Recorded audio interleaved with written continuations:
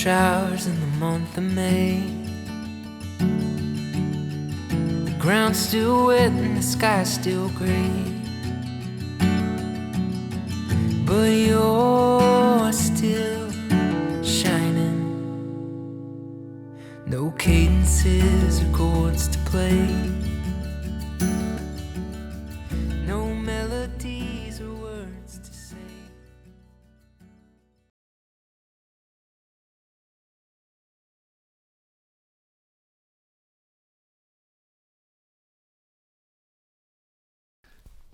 Welcome, welcome, welcome to another episode of Al's Outdoor Adventures. I am Al Lehman.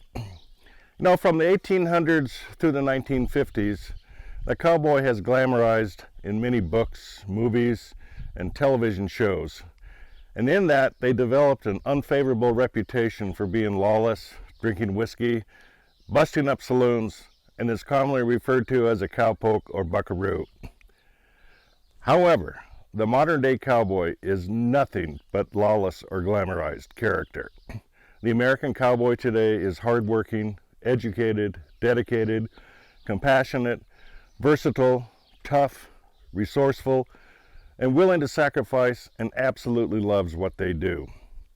This film is centered in the Sage Brush habitat near Susanville, California, approximately 80 miles north of Reno, Nevada, where I embedded myself on the 6,000-acre Dow cattle ranch.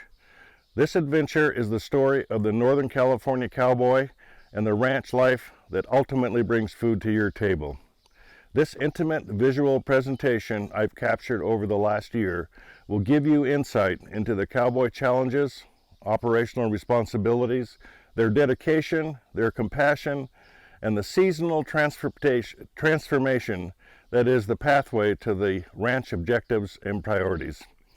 After viewing this film, I'm confident your understanding, respect, and appreciation for the American cowboy and rancher will give you an appreciation of a 300-year-old historic tradition and industry.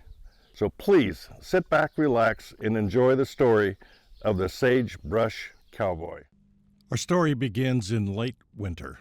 The below-freezing temperatures and snow-covered ground exploits a sense of calm and stillness on the ranch landscape.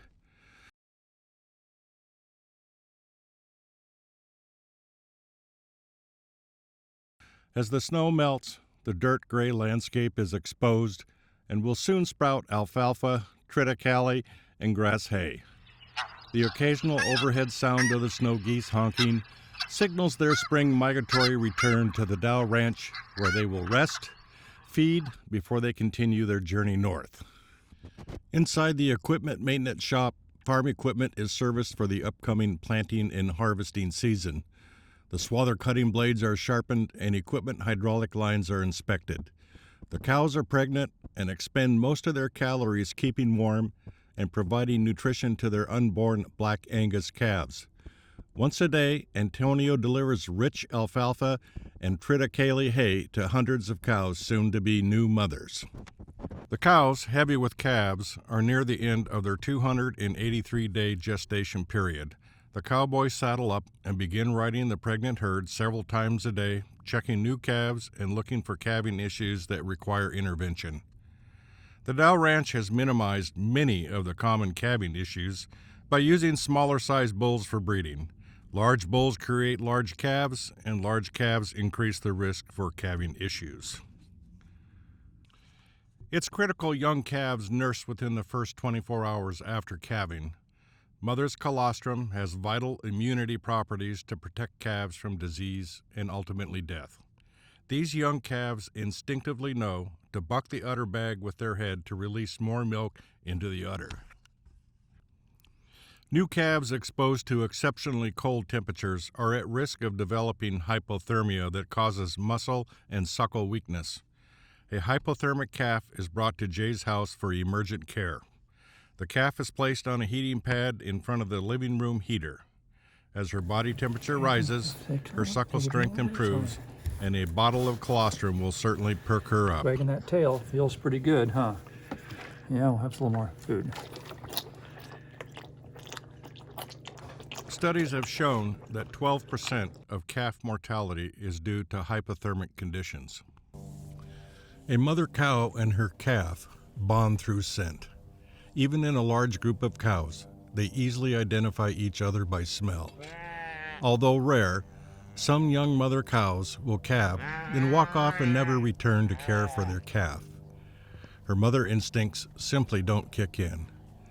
During day 3 of my time in the calving field, a new calf was abandoned by the mother cow. Lacking colostrum, a field recovery is necessary to save the calf. The calf is captured, placed in a corral where he will be bottle fed, and like all babies, set the alarm and plan to feed every 4 to 8 hours. That's it. Hungry now, but we'll give him a little bit more this afternoon. On day 4, another mother cow is standing over her dead calf and will not leave. Her motherly instincts are clearly in charge. One would think, let's place the abandoned calf with the mother of the dead calf and allow her to nurse the abandoned calf. The problem is, the calf does not smell like her calf, and she will likely not allow the calf to suckle.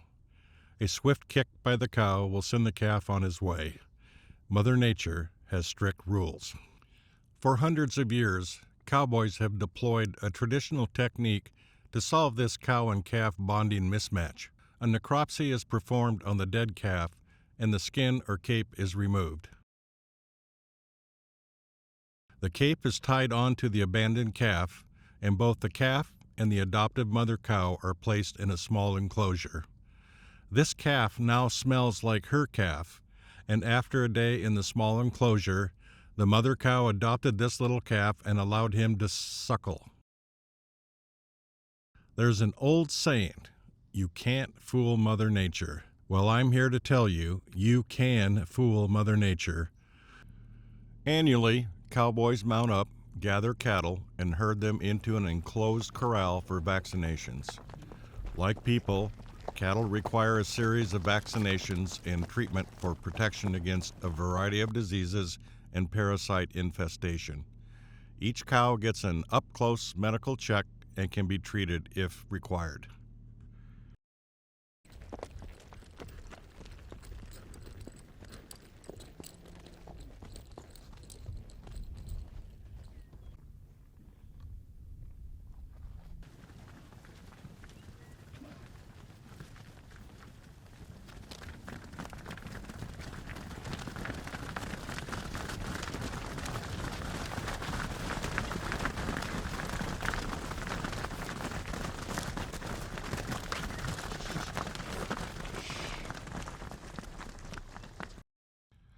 For most vaccinations, the cowboy will administer the injection. However, some vaccinations and treatment require a licensed veterinarian to administer the medication or perform the medical test.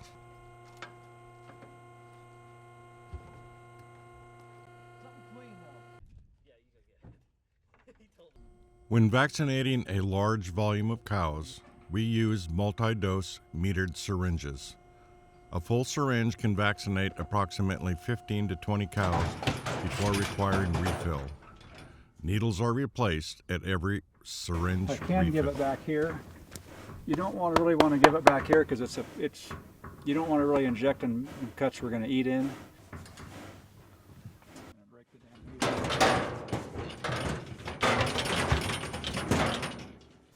Just like sterile technique in a hospital, right? Yeah. I'm not using the same needle to draw out of the bottle. That's pretty common practice.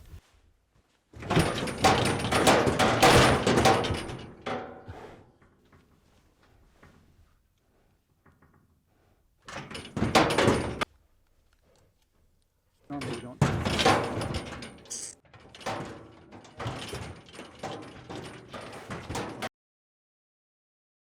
Today is vaccination and branding day for the mother cows and calves. Cowboys and horses meet at the 395 gate and begin to gather the herd.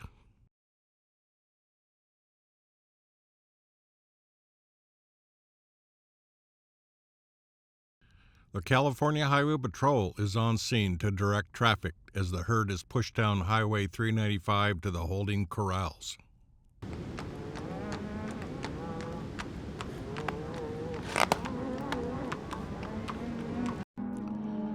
Neighbor cowboys and cowgirls come to the Dow Ranch to help with the all-day event. The young cowboys are eager to polish their roping skills and give their horses some work in close proximity to livestock. This is a Sunday event, and each cowboy brings their family to enjoy this working and social event. Dad also is trying to impress his kids in showing off his calf roping skills. The cowboys will first separate the mother cows from their calves and put each group into separate holding corrals.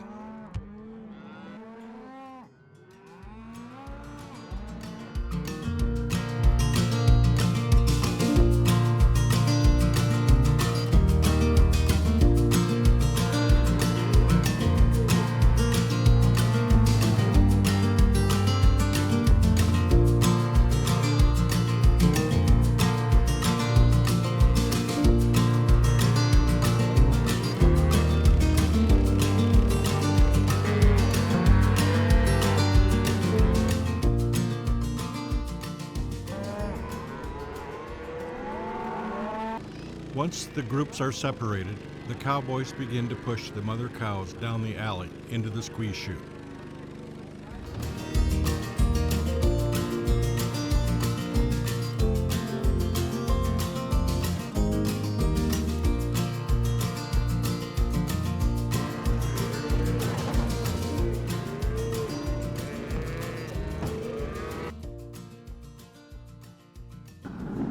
While the mother cows are being vaccinated, the branding crew gets ready for calf vaccination and branding. Each calf is roped, put on the ground, and vaccinated.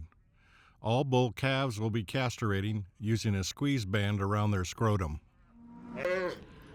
These horses are well trained and know when to back up and hold tight.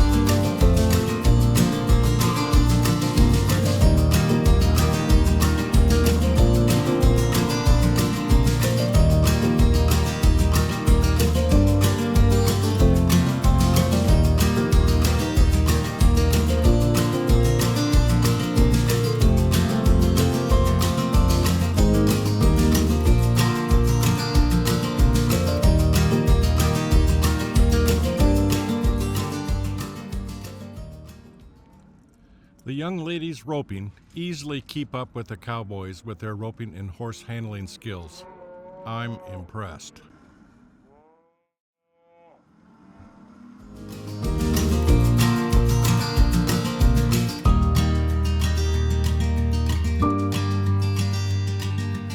After all the cows and calves are vaccinated and branded, Jay serves a large lunch for the crew and their family members. The kids will go to school on Monday with many stories to tell. So I've been doing wildlife photography for the last 10 years, and I've traveled all over the western United States to photograph wildlife. And when I came here to the Dow Ranch, the amount of wildlife on this ranch is unbelievable. A lot of that to what Jay has done here on the ranch to promote wildlife habitat. Jay, can you tell us a little bit about, I know you are very passionate about wildlife, and I know you do a lot of things to promote good wildlife habitat. Why don't you explain, please, what you do? Well, sure. There's many aspects of that. For one thing, we leave a lot of field margins. If you're, for example, if you drive through the central part of California, that's there's not a weed or anything out of place right to the edge of the field.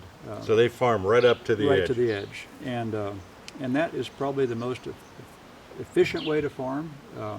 However, there's lots of benefits to leaving borders and margins around your fields. We have a lot of wild roses here that we do preserve for wildlife, and not only wildlife but also pollinator habitat, and just all sorts of other vegetation, willows and grasses and different types of forbs for the big game, and it provides nesting habitat. We have all sorts of nesting habitat for neotropical migrants here. So we have, in our particular area, we're somewhat unique in that we have big migratory populations that come through, and we also have large nesting populations. Like snow geese and... Snow geese are migratory, purely Right. migratory, and there are so many of them, they actually cause problems for our crops. But there's lots of neotropical migrants that pass through, but there's also many that nest here. Tricolored blackbird is I believe maybe possibly a threatened species in this state, and we do have some colonies of them nest here.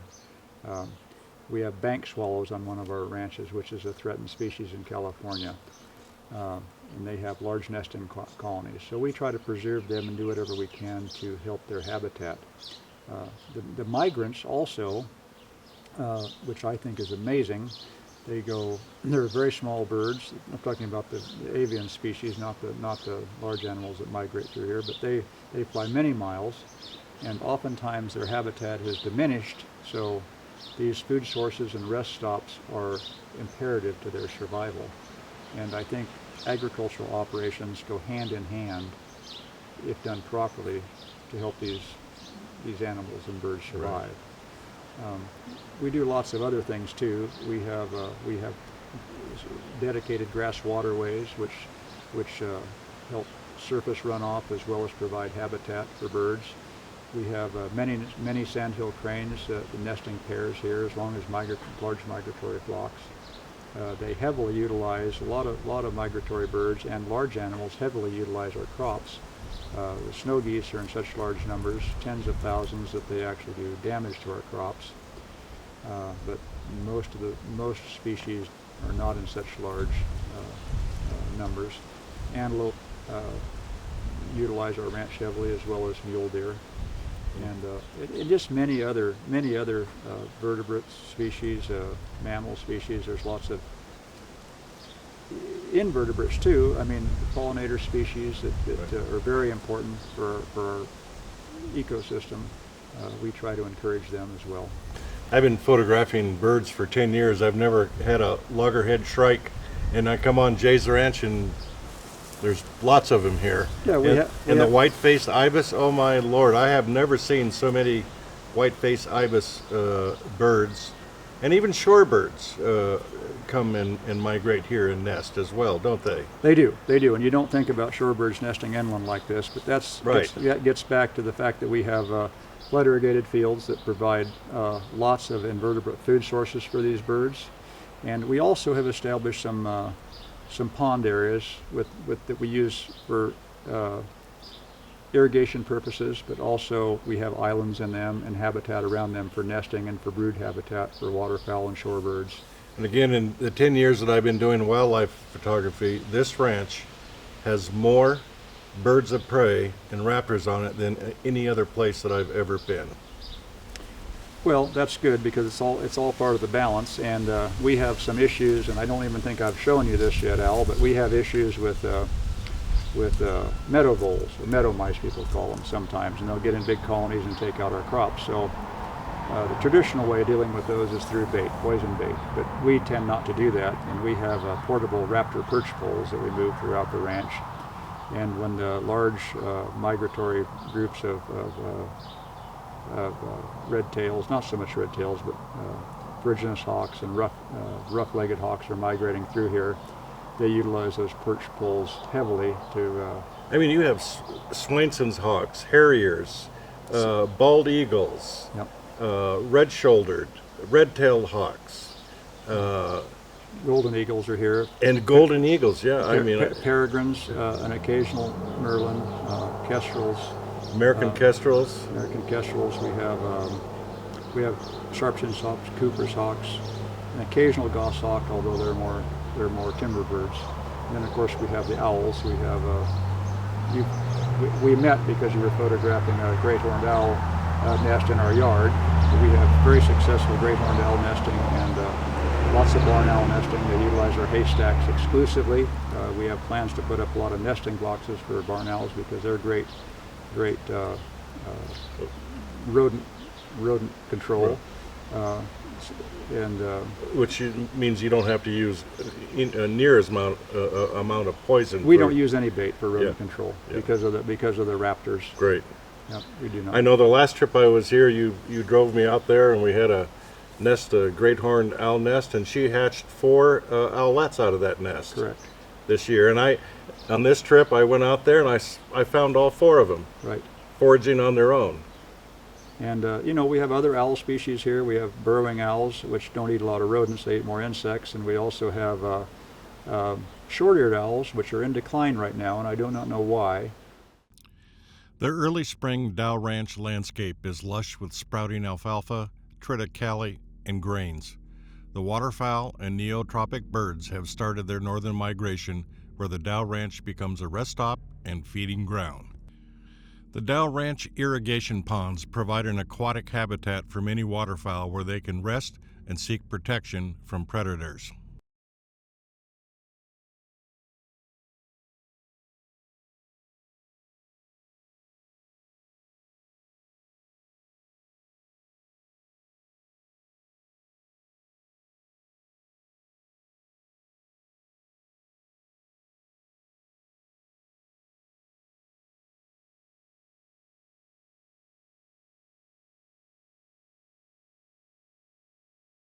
Many species of waterfowl, geese, raptors, songbirds, and neotropic birds will share the Dow Ranch landscape for their survival.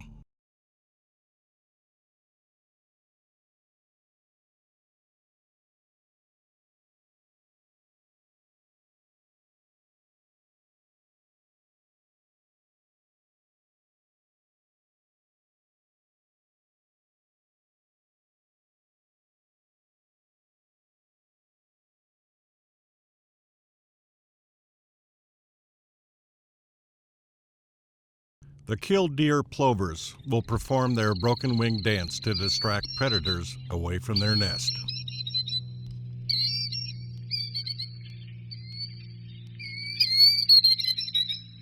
In 1902, the National Wildlife Refuge System was approved under Theodore Roosevelt, and the protection of wildlife through habitat preservation was launched in 1908.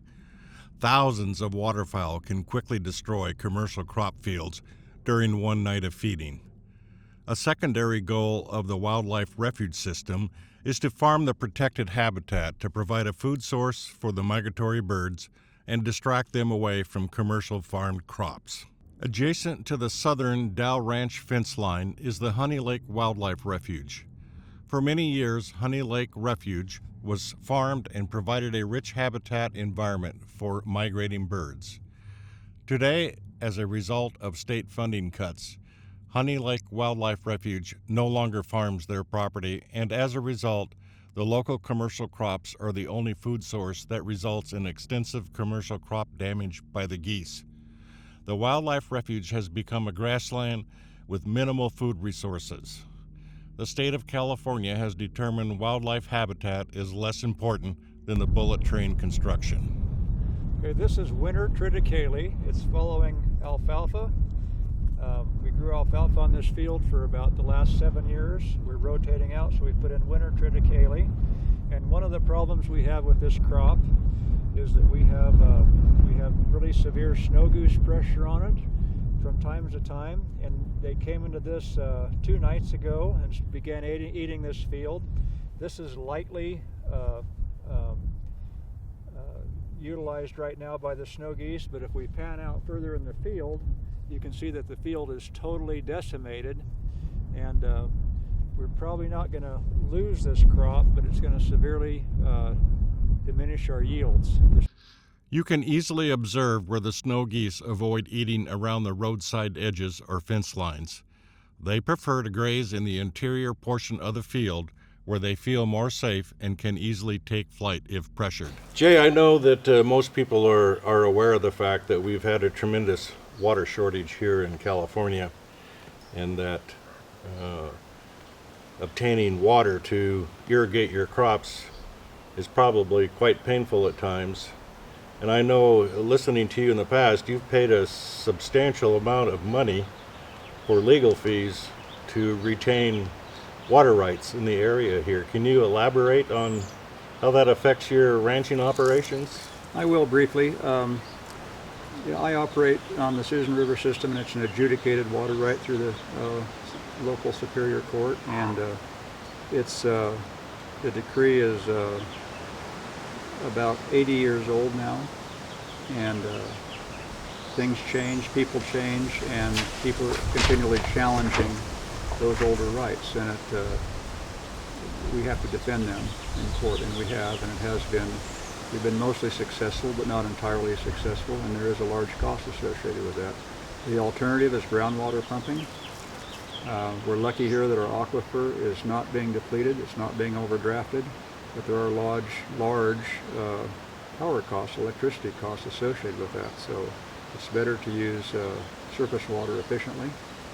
And oftentimes agriculture is criticized for using large sums of water that's wasted and should be going to metropolitan areas, but what people don't realize is most of this water that's utilized in agriculture is recycled back into the environment and the atmosphere through evapotranspiration or into the groundwater by percolation. So it's just the natural cycle. We are just utilizing it for production forage crops. So while I was here, Jay had a well go defunct on him, which sometimes happens, and as a result, Jay has had to is going to be putting in a new well. And tell everybody what it costs you to put a well in. Agricultural wells are expensive. All costs have gone up recently, post-pandemic. These wells are probably 50% more expensive than they were 3 or 4 years ago, and approximately $150,000 to $175,000 for an agricultural well in this area right now. The life of that well should be 30 or 40 years, although the well that failed is just a little less than 40 years old right now. We were able to salvage it and continue its use by making some modifications on it. So when they remove some water rights from you, your only alternative is to dig another well, and at a cost of $170,000 plus. Yeah, technically our water rights aren't removed, but what occurs is that there's only so much water to go around, so we're just dividing up the piece of the pie. And surface water is by far the most efficient way to irrigate irrigated alfalfa, or irrigated agriculture, including alfalfa in California. And our system here on the eastern side of the Sierras does not have a lot of storage. We don't run the Pacific Ocean. We don't have issues with Pacific run salmon as they do in central California and in Northern California, but we're still lacking infrastructure. Okay. So Jay, what kind of irrigation practices do you use here on the ranch? My particular farms are primarily a heavier silty clay soil that are more conducive to flood irrigation versus overhead sprinkler irrigation, although I do have a limited amount of overhead sprinkler irrigation on some of my lighter, sandier soils that have a higher percolation rate. So irrigation water is expensive, whether it's surface water or pumped from the ground, and it's a valuable resource. So we use it very judiciously.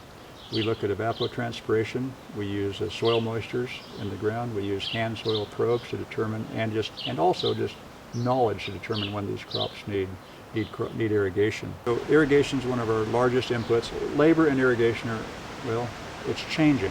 Labor, irrigation, fertilizer are our biggest inputs, the big three right now. Labor costs, fertilizer. Fertilizer has more than doubled in the last 2 years. So those inputs are also large. Electricity costs are lagging behind, although they're slowly going up. So getting back to the irrigation aspects, we primarily flood irrigate. We use laser and GPS leveling technologies to have our fields to almost a very precision grade, actually within a couple of hundredths of a foot per 100 feet, which is essentially unmeasurable. This technology is not new. The GPS technology we use has been around since the early 80s, the laser technology that we use. GPS is a newer technology, has some advantages for leveling, and that it's not affected by wind or night or dust as much. But we don't use GPS for leveling, just strictly lasers. And we do use GPS, however, for guidance on our tractors for efficiency. But on the water, we are very efficient. We use we require roughly 7 gallons per minute of available irrigation water per acre of ground that we farm. That's similar to our flood irrigation than it would be to an overhead sprinkler system. Drip systems are more efficient, but our field crops, our forage crops, are not conducive to drip systems. So but again, I'll emphasize this again, oftentimes people think that this water is lost, but it is really not. It's just recirculated back into the environment, into the atmosphere, and into the groundwater. So the other advantage of surface irrigation, flood irrigation, is for wildlife. We have an enormous amount of shorebirds and neotropical migrants and waterfowl that use these irrigated flood fields. And you've witnessed that when you've been here, Al. Yep. And have photos of those. And there's great benefit. There's been a big push by USDA, Natural Resources Conservation Service, to shift away from flood irrigation to overhead sprinklers. But they have just now realized, or are beginning to realize, that they're losing some wildlife benefit for surface irrigation. And surface irrigation can be just as efficient as overhead irrigation in the right circumstances, not in every circumstance. Right. Very good. Irrigation leveling requires a stationary laser transmitter set to a referenced elevation that continuously transmits elevation coordinates to the receiving laser on the grader. The grader will self-adjust the blade to the desired elevation based on the elevation coordinates. As Jay discussed, water sources can be underground aquifers or surface waters such as rivers, lakes, or diversion creeks. For flood irrigation, surface or well water is pumped into irrigation ditches or pipes, where the water is distributed to the fields through a series of controlled gates.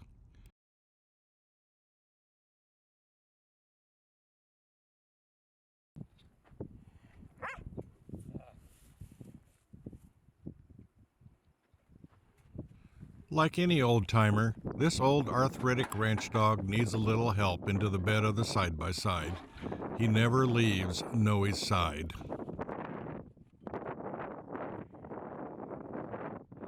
Irrigated flooded fields offer a great habitat and food source for many aquatic bird varieties, such as the white-faced ibis.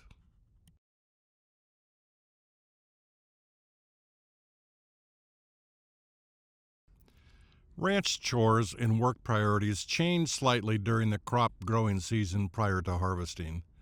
This is a time to shoe horses, fix fences, repair equipment, perform maintenance, fertilize and irrigate crops, care for the livestock, and monitor destructive bug populations among the crops. It is also a time to implement conservation projects to enhance habitat and improve water quality. Liquid fertilizer and pesticides are used in accordance with state regulations and enforced by the local and state Department of Pesticide Regulations.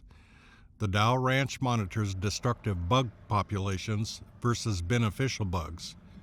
There are times when the beneficials are outnumbered and pesticide use is required.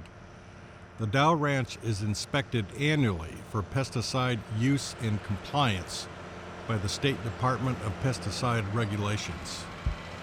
Fertilizer, the cost has recently skyrocketed to approximately $350 per acre. The Dow Ranch farms approximately 4,400 acres of foraging crops. You can do the math.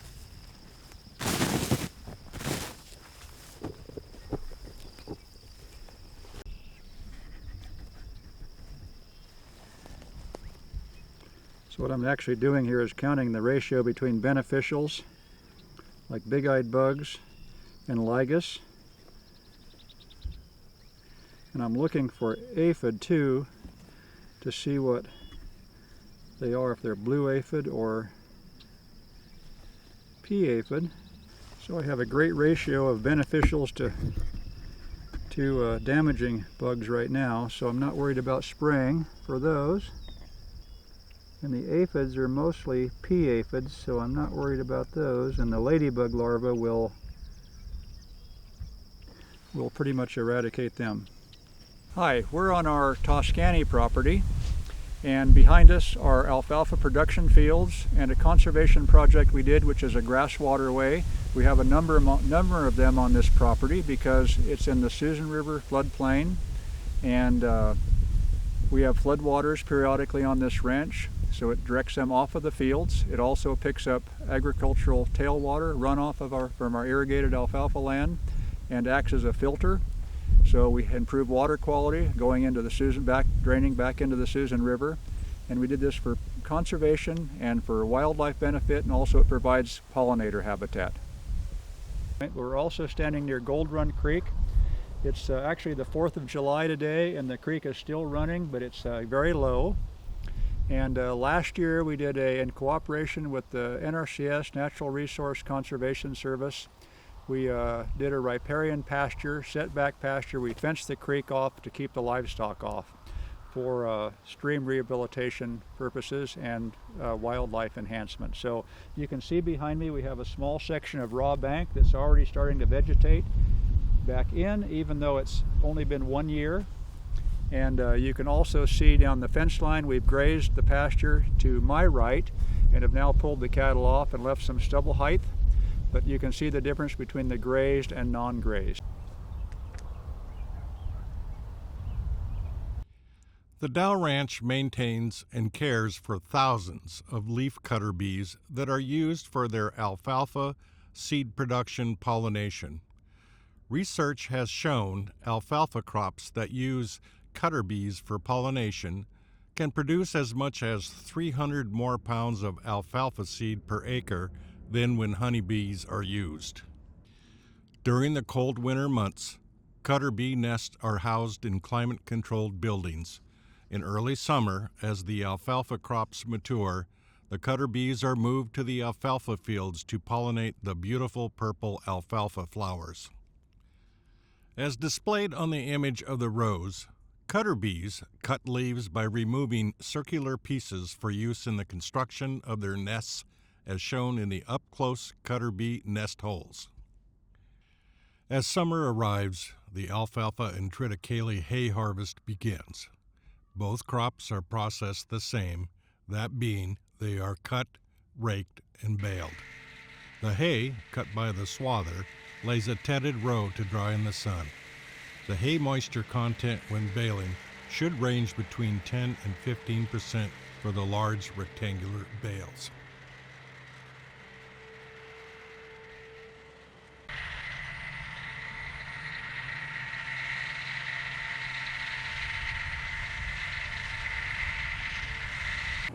When harvesting alfalfa or triticale seed, a combine instead of the swather is used to cut and thrash the seed. The thrashing mechanism separates the seed from the chaff.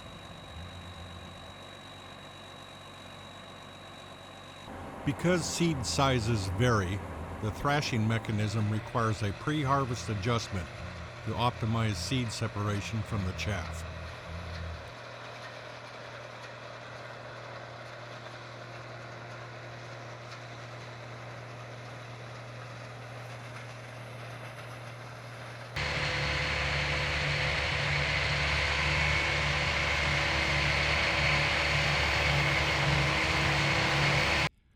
When the cut hay is nearly dry, raking turns the hay one last time to dry the bottom of the tedded hay and forms the windrow necessary for baling in the next process.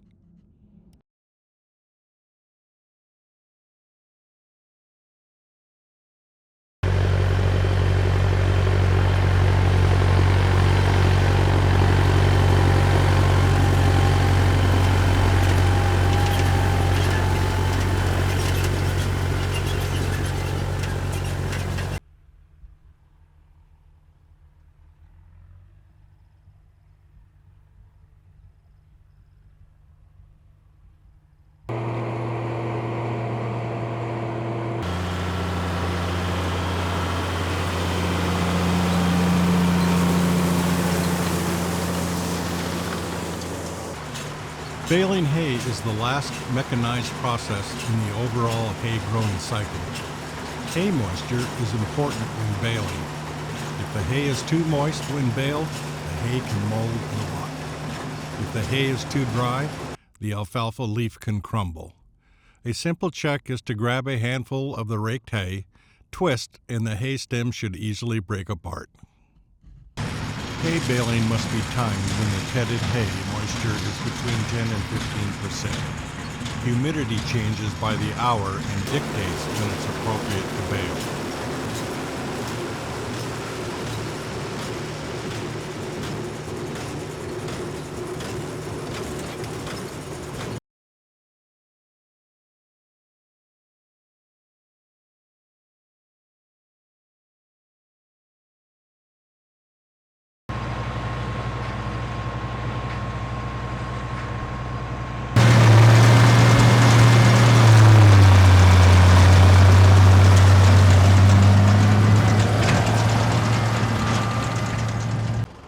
Farm equipment are complex mechanical devices. It's not uncommon to require repairs or adjustments in the field.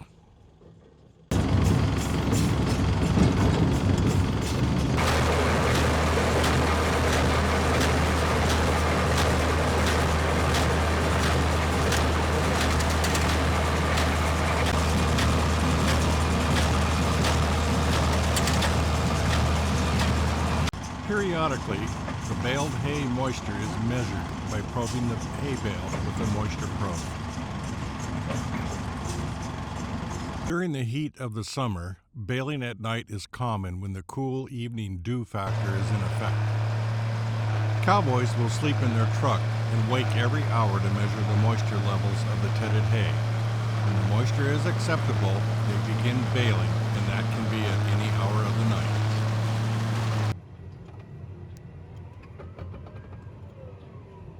Hay bales are loaded onto a bale loader and transported to the storage yard and stacked.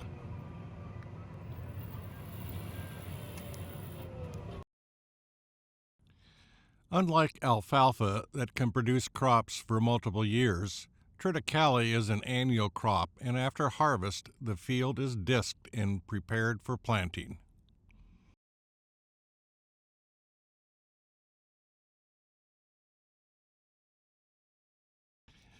I always carry a camera in the tractor cab when cutting, raking, or baling. It's very common to observe a large variety of wildlife up close and personal.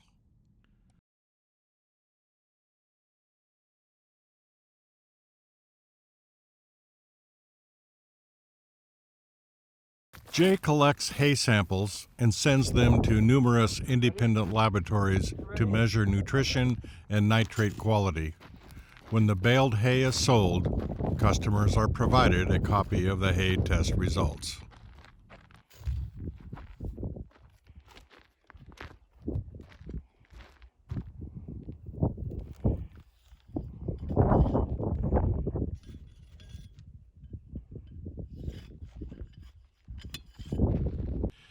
Hay and beef are commodity products, and prices are not controlled by the rancher. The market determines the price based on market supply and demand. And sometimes the market price doesn't match the actual cost basis, leaving the rancher with lower profit margins. In late August, early September, the hay hauling trucks begin to arrive and load up. Feedlots, dairies, feed stores, other farms, and livestock firms begin to replenish their hay inventory for the winter.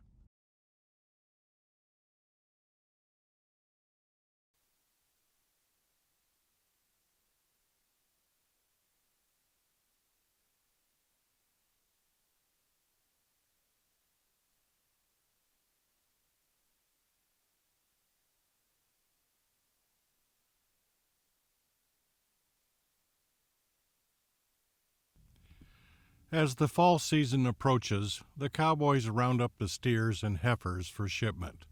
The Harris Ranch livestock truck arrives and loads the first Dow Ranch Black Angus shipment of the year.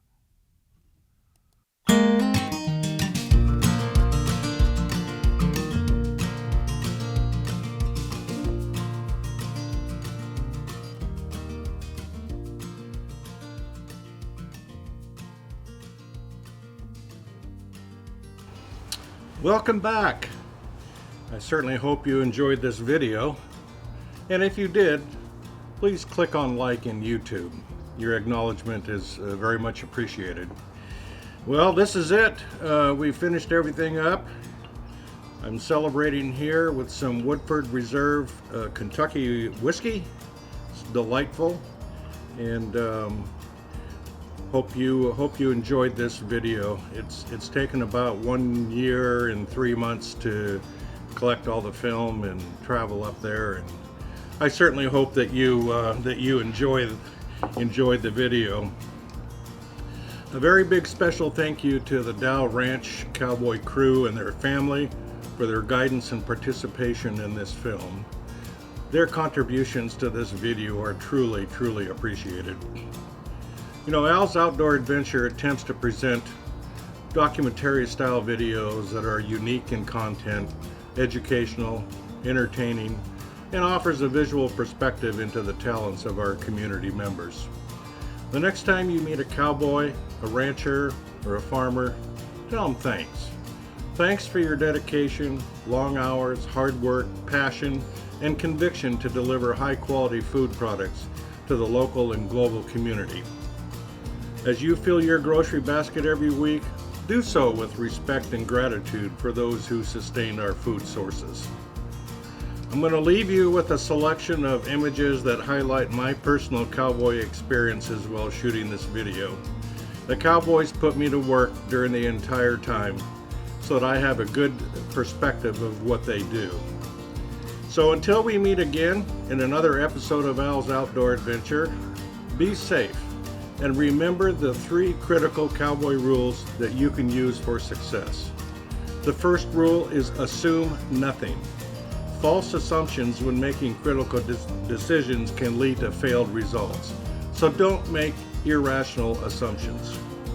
The second rule is nothing appears as it seems. If it's too good to be true, believe it. Flush out the facts to make better decisions. Cowboys do that all the time.